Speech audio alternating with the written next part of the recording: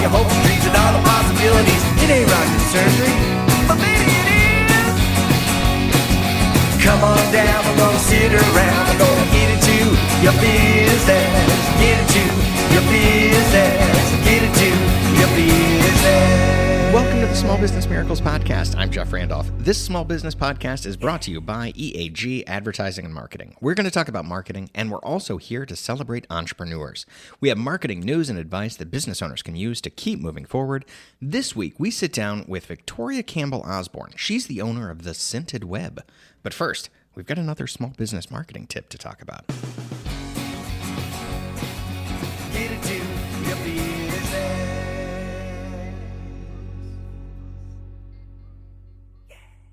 Imagine you're selling your home.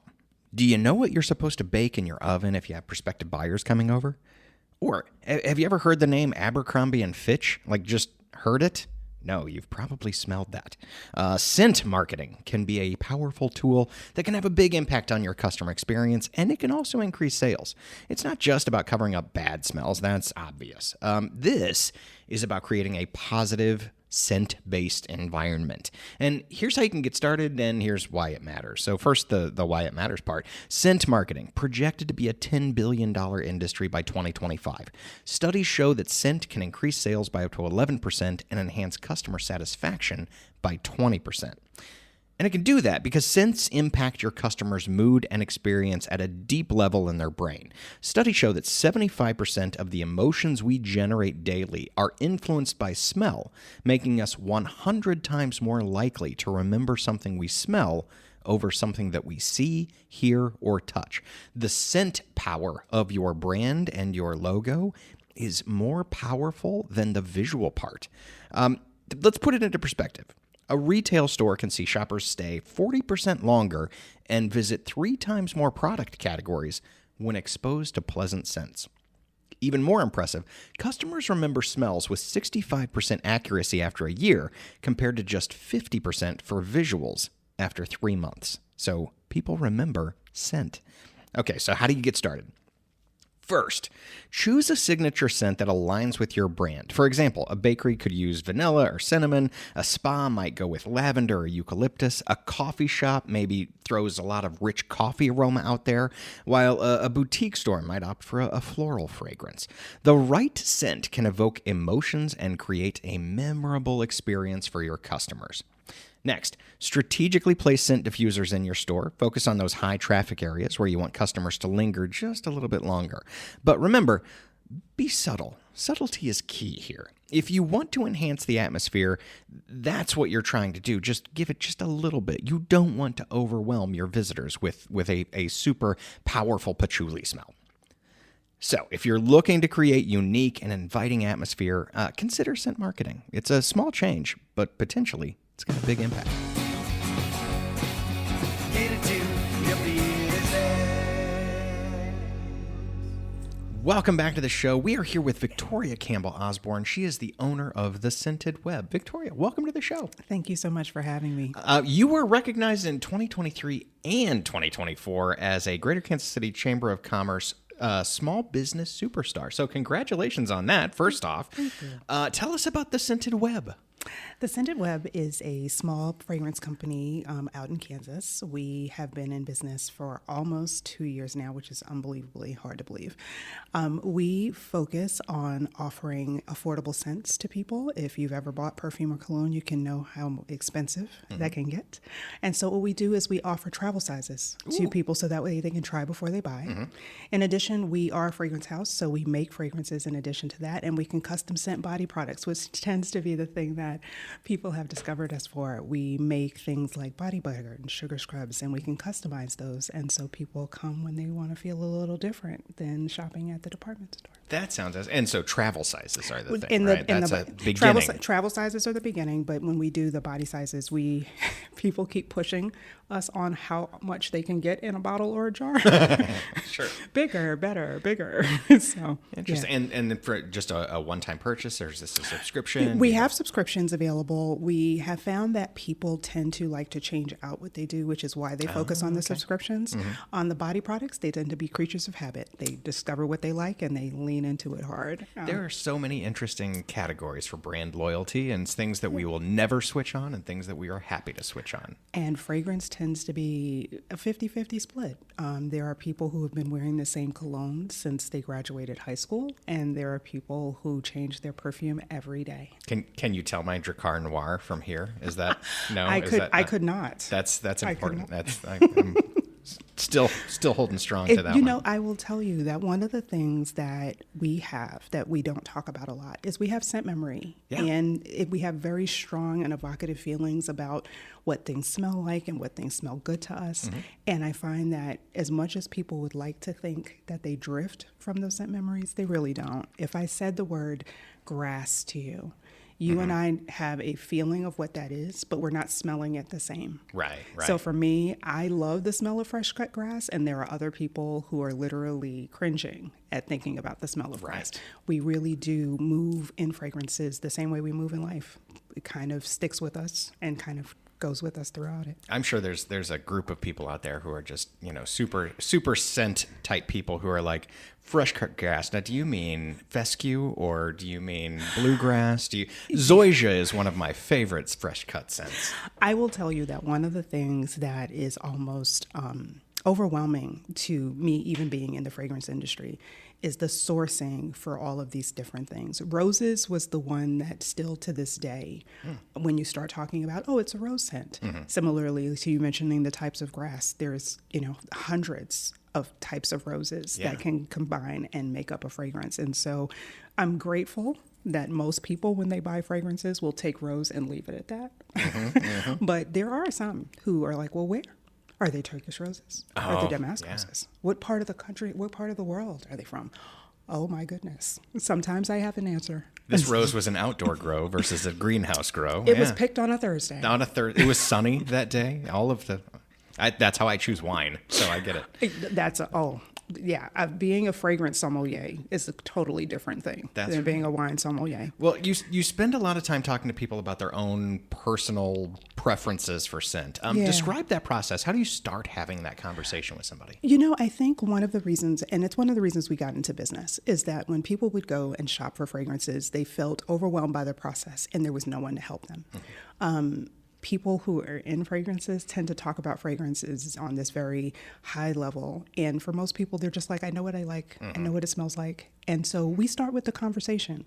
What do you wear now that you like? Tell me a little bit about why you like it. Don't describe it to me and all the things you've heard about notes and tops and bottoms. Like literally just tell me what you like about it. And someone will say, I like this one because it smells sweet all day. And that's what I like about it. And then from that conversation, we start discovering what scents fall into the profiles of the things that you like and the things that you don't like. People tend, again, to be very much creatures of habit. I think the other thing that we do that is a little bit different is because we do consultations a lot, we have conversations with people about what feeling they like to evoke when they wear the fragrance. Oh, yeah. So it's not just, does it smell good to you and did someone give you a compliment today? People often use fragrances to amplify things like, hey, I'm having a kind of down day, but when I wear this fragrance, it kind of cheers me up. Or, hey, I was thinking about my grandmother. It's Mother's Day. I was thinking about my grandma, but I don't want to smell like my grandma, but I want to smell something that reminds me of my grandma. And so those kinds of feelings help us decide and determine what scents will work for you. I think that for a lot of people, the things that work best are the things that make them happy. So it's one of the reasons that we don't code our tables male or female. Men are quite surprised at the fact that they often will pick things from the other side of the aisle when it's not in a pink bottle in front of them. We also find that people tend to like certain lanes of scent, meaning that if they like oceanic or if they like gourmand scents that smell like food, then they tend to pick fragrances that are mostly in that lane. And so a lot of it is just having the conversation. I find that the consultations, when we first started this business, we didn't think consultations would be the thing we'd spend a lot of time on. Right. And we spend a lot of time talking about fragrances. I think you mentioned scent sommelier kind of term earlier. I don't know that there's a better term for that. That you are someone's guide. You are taking them. You are a scent Sherpa taking them on this journey. I think the thing that I love the most about it is just getting people to try things that maybe they hadn't experienced before. Another component of our business is we do bring in a lot of indie and niche brands that are not things you would find at Dillard's or Macy's. And so people get to discover brands from different parts of the world, from different companies that they never thought of. One of the complaints that people often have about fragrances is it gives me a headache and so a lot of that has to do with the alcohol that's based in fragrances. And so now there are fragrances that are water-based so that they don't get headaches from wearing scent. A lot of people walk away from scent because they're like, it's just too strong for me. Rather than wearing an atomized scent, which is like a perfume or cologne spray, there's fragrance oils that you can put on that you get to kind of temper how much of that you want to put on, but you still get the scent. And so a lot of it is just the discovery. And I like that part of it. I love that. A personal signature scent, that thing that makes me feel good, is the equivalent of kind of putting on a presentation jacket or wearing a certain outfit that you want to be confident in. Yeah. Do you have just one scent, or do you have several scents, and it's just it's based on mood? For me, even before I got into this business, and backstory, the reason that this business came to be is that during COVID, you couldn't just go into a store and try a fragrance out. True. So it just struck me as bananas that someone wanted me to send them $400 for 3 ounces of fragrance and say, hey, I hope you like that. That you've never smelled, right? That you've never smelled before. I don't know what this smells like. Trust us, it smells great on you. And also COVID, so I don't know if I'm really getting the right smell that I should be getting, or if this smells like soap. And so one of the things that for me, as a person who definitely wanted to smell my scent and not blind buy, I also was at this place of, am I really experiencing as much of this as I possibly can? Like, is what you tell me and what you market to me is everything that's out here, or is there other things that I've not discovered? And what I realized as a scent wearer is I was wearing scent every day, but I wasn't calling it. So if you think about how you woke up this morning, you probably used a soap that had a scent. You probably put on a lotion that had a scent. Maybe you put on like some kind of aftershave if you're a guy, or maybe you used, some kind of deodorant that had a scent. And so literally before you even got to perfume, you probably put on 3 or 4 things that already had a scent. Yeah. So technically we're all layering all the time. We call it layering when you wear more than one scent at a time. And so we're all layering all the time. And so we just really don't think of it that way. In the case of fragrances, I layer every day. Oh, okay. I have tried to just walk out in one scent. It doesn't ever work out that way. It'll be something as simple as I'll walk out in one scent. It'll be 2:00 in the afternoon. I'm going out for the night. I want something that amplifies a little bit more, so I'll put on another scent on top of that scent. But for the most part, people, when they buy their scents, even if you take the soap and the deodorant and all of that out of it, they like one scent that creates an image for them, whether it be for themselves or for others. So putting on that presentation jacket, those are the people who want a scent trail. They want people to come into a room and say, who is just here? I notice you. I noticed you. And then there are some people who are like, no, it's just for me. I want to just sit at my desk and be like, gosh, I smell good today. In the same way that you would be like, this dress really looks nice on me, right? And so I think it's really personal. And that, I think, is the part that marketing leaves out of fragrance. Yes, we all buy similar scents, and we go at Mother's Day and, buy mom stuff, and Father's Day is coming, y'all. Don't forget. We buy fathers these things, and I think we think that it's just, hey, everybody wears this thing. But no, it's really a very personal decision. And so the thing that makes you feel great may not have any effect on someone else. But when we do signature scent consultations, we want people to walk out feeling like, I am having the absolute best experience I can have in this scent. Oh, man. You are also in the Centurions class of 2026. I am. Tell us about that journey and what it's doing for you as a person, as a business owner. For people who are in Kansas City who don't know about the Centurions program, please learn more about it. Oh, yes. I Yeah, encourage 100%. people. I encourage people to find out about it. And as a person in the class now, I think what I thought about it from the outside is totally different from the inside. One of our key and core missions as a part of our messaging of learning and serving and leading is that we get to know this city in ways that deepen our understanding and interaction, not only as citizens, but as people who are in positions of leadership. I have the fortunate position of being one of the few small business owners in our class. Many people work for different businesses and organizations around town. I think as a small business owner, I have an even more, a bigger appreciation for what I get to see, because I get to see how when we think about our communities, we have to think about all aspects of it. It's not just the government make sure the streets are clear. It's a thing of until the government gets there, some small business owner is probably cleaning the walkway so that you don't fall, or or notifying the government to come and fix the thing that needs to be fixed. We get the opportunity to learn more about not only the business aspects of the city, but the social aspects when we do volunteer projects. I think we, as a collective, are, a cohort of 80 people who have this shared and like-mindedness of we just want to see Kansas City excel. And so we walk away into our individual lanes of whatever we do in life, taking that message with us. I think that one of the things that people are often just, what do you mean I have to volunteer? You would be surprised how much we just volunteer naturally. Right. How many times have you gone to a kid's class and talked about what you do for work? That's volunteering. It's us giving back to Kansas City. And as a person not from Kansas City, I think it's another way to give back to a city that I'm here now and I want to make a difference while I'm here. I want to say, I have no data to back this up at all. I want to say that volunteer hours are probably even higher in Kansas City than they are on average. I think we give back in a lot of different ways. We do, and I think that it's different when someone tells you count them, because I think people do it all the time, and so people sometimes get thrown off and they're like, oh my God, how do you manage to do that on top of your job and your family? And I'm like, you're probably doing it now. No one ever just asked you to write it down.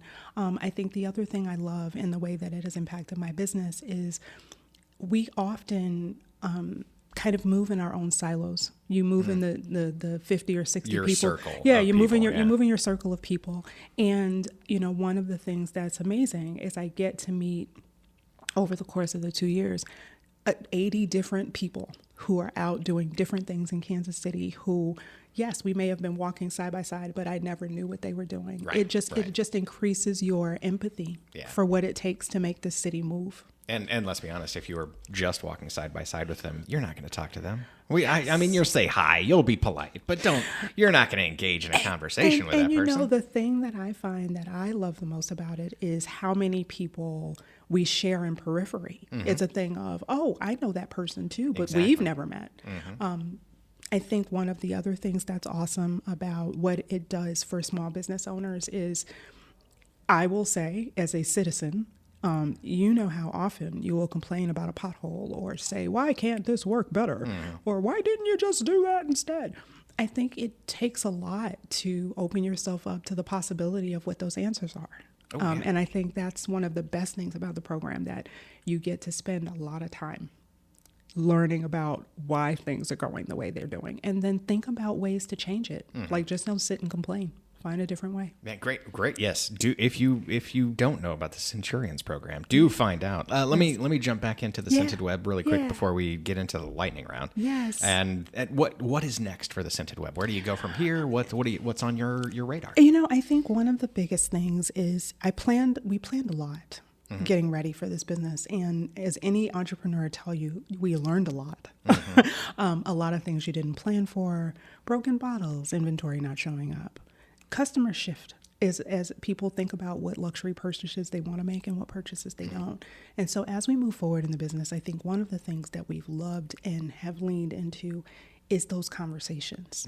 People have enjoyed having conversations about their own personal fragrances, introducing other people to fragrances, and sharing that. We've begun doing things like bridal showers and date nights, and people just enjoying scent together. And so I think one of the things that, as we go into year 3, that we're going to be focusing on is creating new ways to do that.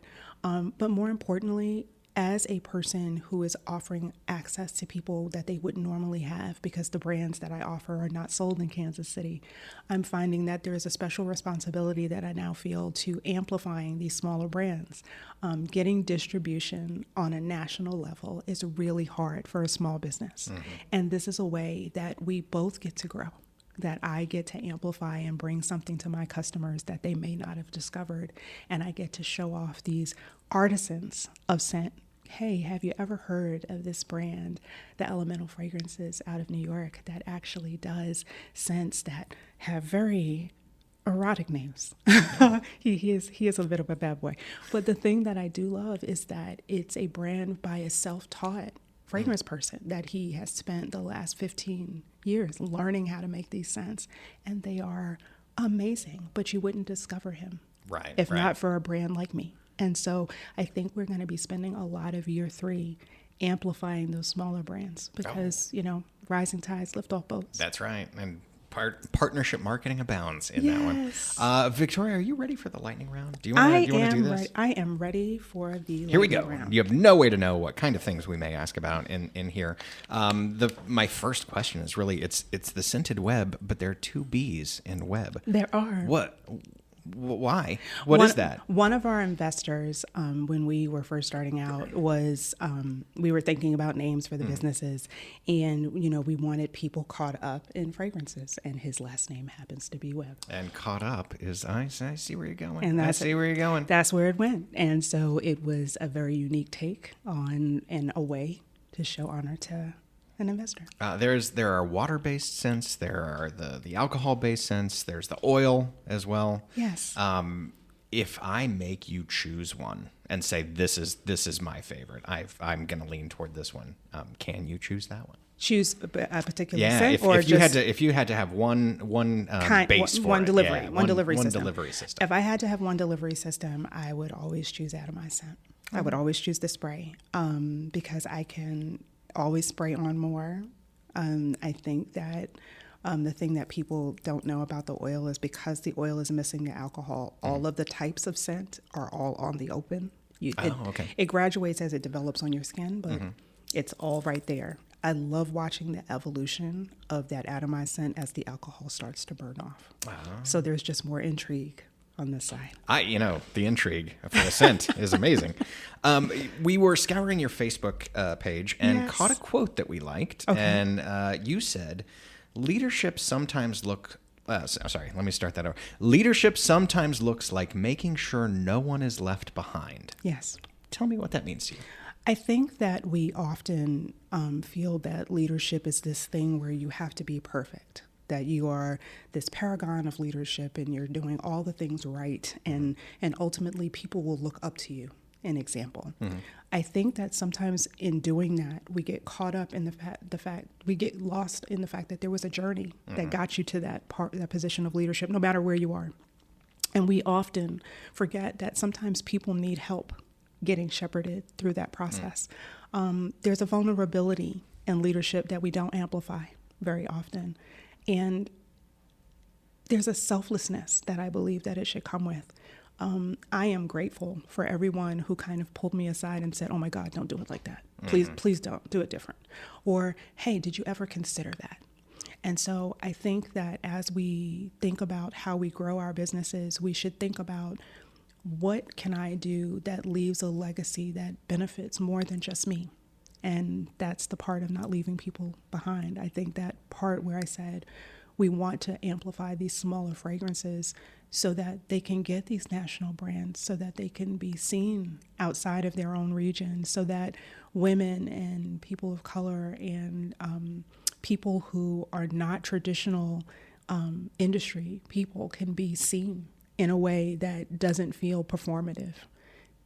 Someone has to do that work. And we can't all sit around waiting for someone else to do it. So that's what leadership looks like to me. It's an amazing answer. I love it. I love it. Oftentimes as entrepreneurs, we get into business and we did it because we're really good at X, whatever X is. We have a lot of passion around X. And as entrepreneurs, we have to get that out of our brain and we have to say, okay, I need to do this. But that comes along with some baggage where we didn't realize that all of these other things have to happen too. I have to be doing bookkeeping and marketing and accounting and everything else. Yes. What part of the business do you wish you knew more about?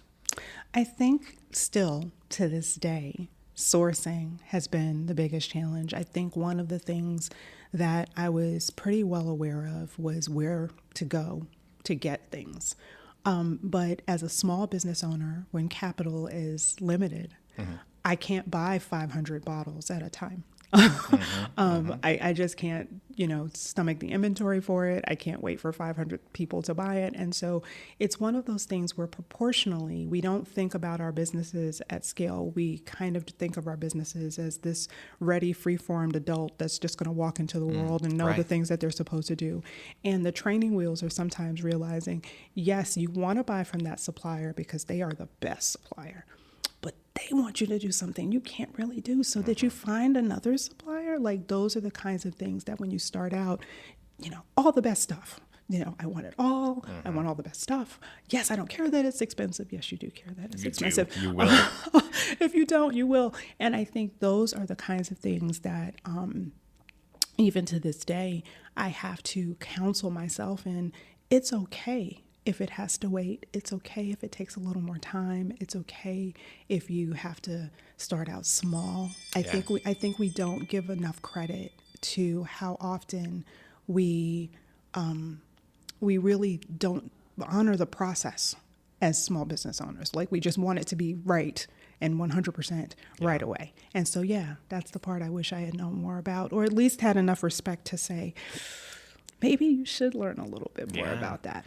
The entrepreneurs that we've had on the show, that concept of get used to saying not yet, or it's a good idea but not yet. Oh, that's right. You're every time a chime rings from the phone, it an angel, I don't know, gets a new personal scent. That's got to be the way this works. It's the new personal scent. Scent memory, yes, tremendously powerful. Yes. Marketing research is continually telling us about how that is so connected to memory. Yes. Do you have a powerful scent memory that is buried in your brain that is like the one that every time it comes up, you're like, yes, that's it. That's the one. I do. When starting this business, so we carry over 300 scents. You have to make decisions about what to smell, what to buy, what to get. When starting this business, I didn't think that I had any scent memories. Like, I knew things that I liked, but I didn't think that there was this one scent that kind of spoke to me. And about 2:00 in the morning, because that's what entrepreneurs do, I was in the process of, testing scents. Like, I'm going to test this one. Am I going to pick it? And I sprayed a scent that I was very well familiar with, and I was honestly just spraying it for the sake of, hey, let me remind myself what this smells like. And I sprayed it and became instantly emotional and couldn't figure out why until I thought about it. Well, where would that come from? What was that? And it was a scent that my grandmother used to wear. Oh, yeah. It didn't strike me that, hey, she wore a lot of scents. She's one of the reasons that I love scent so much. But it didn't strike me that I would have that kind of reaction to just the smell of it. It wasn't in context. It wasn't because I was thinking about her. And it's buried, and it was buried deep in my brain. It brings you right back. And it brings me right back. Every single time. Every single time. And then the other is the scent that the scent I wore to my first job. I will never forget, the marketing always tells you if you want to be a boss, if you want to smell like you're a really fancy person, this is the thing you should buy. And I was like, yes, it's my first big job. I'm going to buy the scent. I hated that scent. But I remember buying it thinking, I'm going to put this on and people are going to take me more seriously when I put it on. I will never wear that scent again, and I won't mention it as a result. But I will say to you that the reaction and just the secondhand embarrassment I get thinking about what I thought that scent would do for me. It did not do for me. Just want to throw that out there. As I walk down the hall with my Vicks Vapor Rub coming out, that's just... It was so awful. And I think that's the other thing. We really, like with all things, whether it be makeup or clothes or fragrances, my encouragement to people is always wear and do what makes you feel good. Like I cannot stress that enough, because honestly, that scent was just all wrong for me because it was all wrong for me. I'm sure it works out for thousands and hundreds of thousands of other people, but it wasn't for me. It's very personalized. I'm going to take it from the very personalized into a very generalized kind of thing.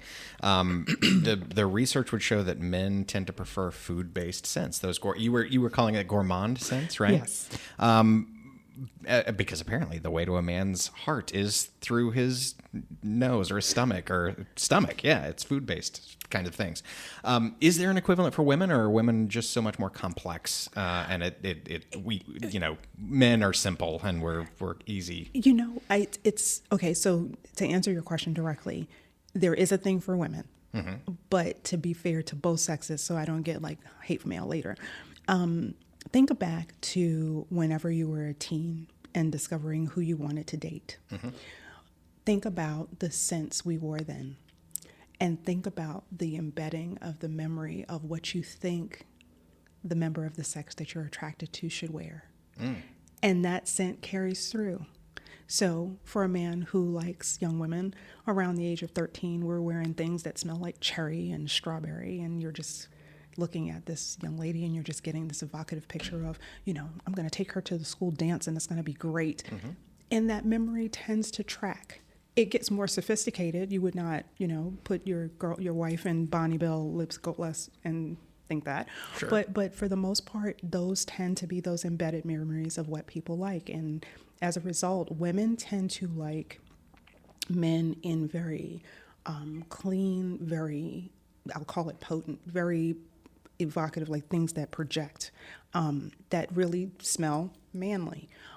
It's not the things that men tend to buy, though. They tend to buy things that smell like fire and leather and grass. And because that is what some man in their life, I'm looking directly at you, Old Spice.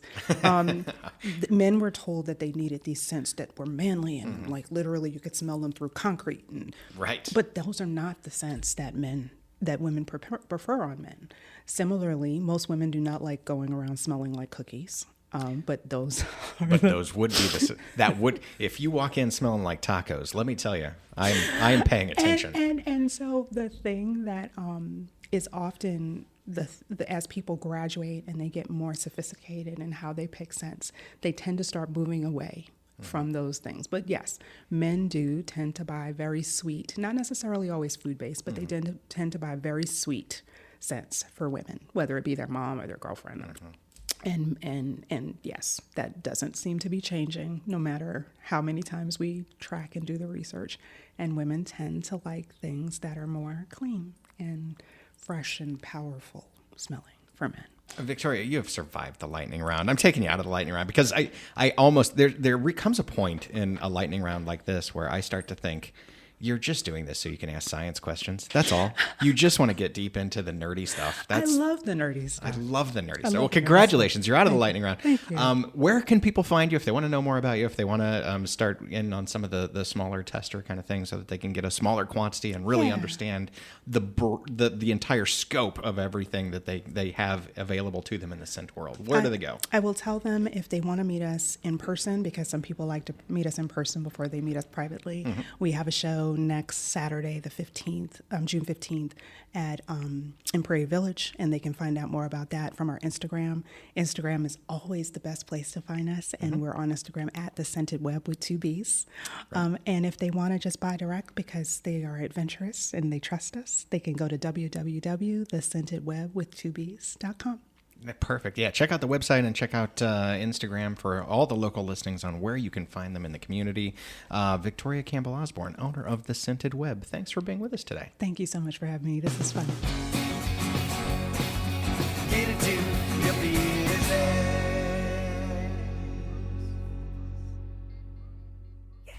And that is our show. Thanks to our guest, Victoria Campbell Osborne, and thank you for listening to the Small Business Miracles podcast. Remember to subscribe, leave us a 5-star rating and review, drop us a line on the website at eagadv.com if you have any thoughts. Until then, we're out here helping entrepreneurs with another Small Business Miracle.